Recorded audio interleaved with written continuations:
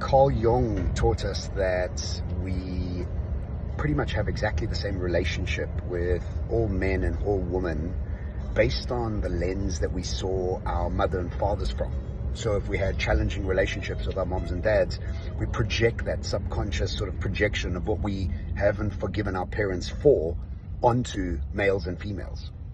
And so many times our intimate relationships and many of our friendships and business partnerships are a reflection of these two relationships that we have. I've had a challenging relationship with my dad, and I think many people from Gen X have had challenging relationships with their baby boomer parents just because of the way the sort of setup for baby boomers was around their emotions. There wasn't something that was quite a priority for them.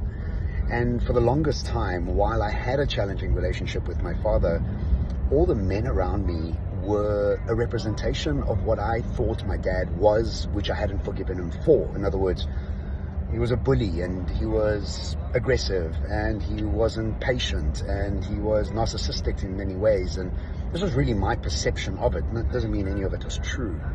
But then right from high school into university and then into workspace, I continuously attracted these sort of alpha males into my life that seemed aggressive, they were aggressive. And one of them helped me go bankrupt from my Primi Piatti days. And so this has always perplexed me for the longest time, that I would attract this type of man into my life that couldn't really be trusted.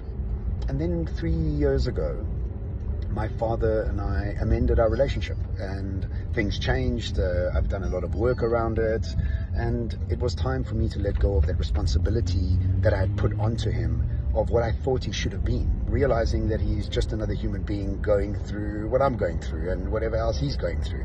And at 50 years old, I can tell you that this is kind of what we all are going through. And for us to have an expectation of our parents is quite a ridiculous notion, actually, when you really come to think about it. And letting go of that and releasing him of that pressure has changed the men in my life. I have very good friendships with a lot of older men.